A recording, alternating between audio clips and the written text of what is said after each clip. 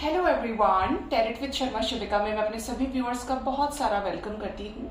I hope आप सब लोग बहुत अच्छे होंगे, अपनी वाइब्रेशंस को रेज कर रहे होंगे, सभी का अच्छा सोच रहे होंगे और अपने साथ भी सब कुछ अच्छा अच्छा कर रहे होंगे, क्रिएट कर रहे होंगे, मैनिफेस्ट कर रहे होंगे। सो गाइज, रीडिंग का टॉपिक होने वाला है ऐसे कौन सी ऑब्स्टिकल्स हैं जो आपका रीयूनियन होने से रोक रहे हैं। आपका यूनियन नहीं हो पा रहा है अपने पार्टनर के साथ, रिकंसिलिएशन क्यों नहीं हो पा रहा है। शॉर्ट वीडियो होगा। सबसे पहला साइन है एक कार्मिक पार्टनर। कर्मा एक ऐसी चीज है जो ना आपका ईयर्स ऑफ मैरिज को देखता है, ईयर्स ऑफ लव को देखता है, कंपैटिबिलिटी को देखता है। अगर आप किसी ऐसे टॉक्सिक पर्सन के साथ डील कर रहे हैं जिसे आपके होने ना होने से अब कोई लेना देना नहीं है, तो आपको बहुत सोचने की जरूरत है। मैं कमेंट सेक्शन में कुछ ऐसे नेगेटिव कमेंट्स भी देखती हूँ जो 100% किसी टॉक्सिक कार्मिक के साथ डील कर रहे हैं, जो लाइफ लेसन्स लेना ही नहीं चाहते, जो सीखना ही नहीं चाहते। तो वो आपकी पर्सनल चॉइस है कि आप किस तरफ मुड़ना चाहते हैं। मेरा काम है आपको गाइड करना, सो मैं गाइड कर रही हूँ। तो पहले मेक श्योर कि ट्रू लव है या नहीं आपके और आपके पार्टनर के बीच में, क्योंकि इस मन को एक्सेप्ट कराना बड़ा मुश्किल काम है। हम उन्हीं चीजों की तरफ भागते हैं जो हमें थोड़ी सी दिलासा दे देती है, लेकिन रियलिटी कुछ और होती है। अगर आपके पार्टनर के साथ बॉन्डिंग अच्छी है, ट्रू लव है, थर्ड पार्टी है, तो आज नहीं तो कल रिलीज हो जाएगी। ठीक है, बशर्ते हुए एक आपका टॉक्सिक कार्मिक रिलेशनशिप नहीं होना चाहिए, क्योंकि आजकल जो टॉक्सिक कार्मिक रिलेशनशिप होते हैं, क्योंकि पास्ट लाइफ्स में आप लोग साथ रहते हैं, तो इस वजह से मैरिजेस में भी प्रॉब्लम होती है, एंगेजमेंट में प्रॉब्लम होती है। मतलब आप समझ लीजिए कि कर्मा का जो साइकिल है वो बड़ा तगड़ा है। मैंने ऐसे बहुत से केसेस देखे हैं जो मेरे पास पर्सनल रीडिंग के लिए आते हैं। मैम, एंगेजमेंट हुई थी, एंगेजमेंट तोड़ दिया पार्टनर ने, उसका किसी और के साथ अफेयर है। तो ये कार्मिक रिलेशनशिप नहीं तो और क्या है। अब वो किसके साथ है? किसी सोलमेट के साथ है। तो आप क्या है? आप उस केस में थर्ड पार्टी है, आपका उसके साथ कर्मा है। शादी हो जाती है तो शादी के बाद प्रॉब्लम्स हो जाती हैं। मतलब आप कुछ भी कर लें, कितना ही कर लें, लेकिन एक टॉक्सिक कार्मिक रिलेशनशिप को आप इजीली हैंडल नहीं कर पाएंगे। कभी ना कभी आपको ऐसा लगेगा कि शायद मैं अब जो कर रहा हूँ वो गलत कर रहा हूँ या कर रही हूँ, मुझे इसे बहुत पहले छोड़ देना चाहिए था या मूव ऑन कर लेना चाहिए था। अगर आपके अंदर उस लेवल का पेशेंस है, क्योंकि बैलेंस से सिचुएशंस में तालमेल बिठाया जा सकता है, चीजों को हैंडल किया जा सकता है एडजस्टमेंट के साथ, तो आप रुके रह सकते हैं। एल्स अगर आपको सेल्फ रिस्पेक्ट बहुत प्यारा है और अब आपको लग रहा है कि बहुत हो चुका है, आपकी सोल अंदर से आपको पुश कर रही है कि अपने लिए स्टैंड लो, मूव ऑन करो, तो आपको अपनी सोल की आवाज सुनने का पहला फर्ज है, वो आपको करना चाहिए। दूसरा ऑब्स्टेकल हो सकता है कि आप सही से इनर वर्क कर ही नहीं रहे हैं। आपको ये तो लग रहा है कि आप सब कुछ अच्छे से कर रहे हैं, आपने इनर वर्क कर लिया है और उसके बाद भी आप फ्रस्ट्रेट हो रहे हैं। तो गाइज, मेक श्योर कि you are not on the right path. आप इनर वर्क कर ही नहीं रहे हैं, आप सिर्फ मन को दिलासा दे रहे हैं कि आप इनर वर्क कर रहे हैं। अगर आपको कोई भी छोटी से छोटी चीज ट्रिगर कर रही है, इट मीन्स इम्परफेक्शन है। इट मीन्स आपका अपनी स्पिरिचुअल ग्रोथ से ज्यादा दूसरे की लाइफ में झांकने से ज्यादा लेना देना है। ठीक है, आपको ये अगर फर्क पड़ रहा है कि आपके पार्टनर ने आपको होली विश नहीं किया, आपको मैसेज नहीं किया, क्यों नहीं किया?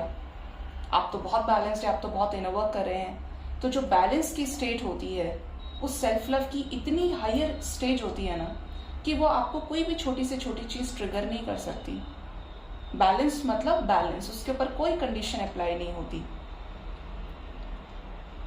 अगर आपको अपने पार्टनर के आने जाने से फर्क पड़ रहा है, इट मीन्स आपका इनर वर्क बैलेंस हुआ ही नहीं है। आपका अंदर का जो मैस्कुलिन, जो फेमिनिन एनर्जीज है, वो बैलेंस नहीं हुई है। ठीक है, थर्ड जो साइन हो सकता है वो ये है कि आप अभी तक किसी तरीके के टॉक्सिक कार्मिक साइकिल में फंसे हुए हैं, फेस कर रहे हैं। अब ये तो कर्मा है।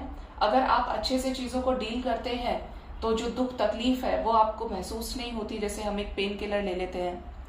अगर आप बैलेंस में आ गए, आप मेडिटेशन कर रहे हैं, आप योगा कर रहे हैं, सब कुछ कर रहे हैं, तो आपसे हायर रेल्म की जो एनर्जीज हैं वो कनेक्ट करती हैं।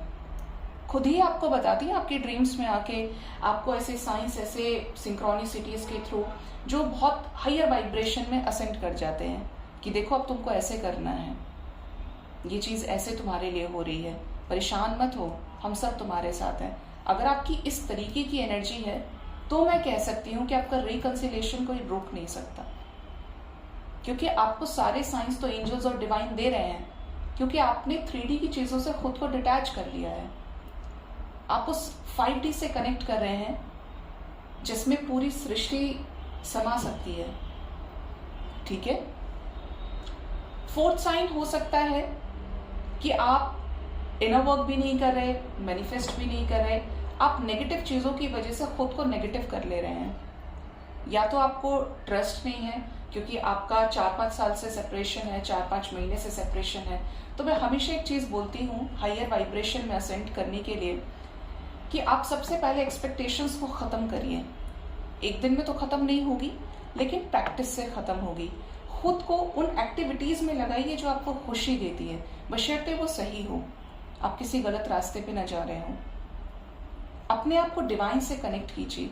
जब एक ऐसी स्टेज आ जाए कि आप में यूनिवर्स है और यूनिवर्स आप में है, आप डिवाइन से पूरी तरीके से अलाइनमेंट में हैं, आपने खुद के सेल्फ लव को इतना हाई कर लिया है, चाहे आप मेडिटेशन कर रहे हैं, चाहे आप मैनिफेस्टेशन कर रहे हैं, लेकिन आप बहुत खुश हैं, आप सोल लेवल पर खुश हैं, तो आप समझ लें कि आपकी लाइफ में रीयूनियन बहुत करीब है। आपको बहुत सारी चीजें आपकी सोल ही फील कराने लगेगी, और जो अपनी आत्मा से जुड़ जाता है वो परमात्मा से जुड़ जाता है। अगर आप इस असेंशन तक आ गए हैं तो फिर guys trust me, divine power, जो डिवाइन पावर है आपकी, जो यूनिवर्स है, वो आपका रीयूनियन करा कर रहेंगी। कोई नहीं रोक सकता। जिसके ऊपर हाथ ही परमपिता परमेश्वर का हो, उसका रीयूनियन कोई नहीं रोक सकता। लेकिन यूनिवर्स आपको सिचुएशंस के अकॉर्डिंगली खुद ही प्रिपेयर करती है, तब जाकर आपको उस जर्नी का पार्ट बनाती है।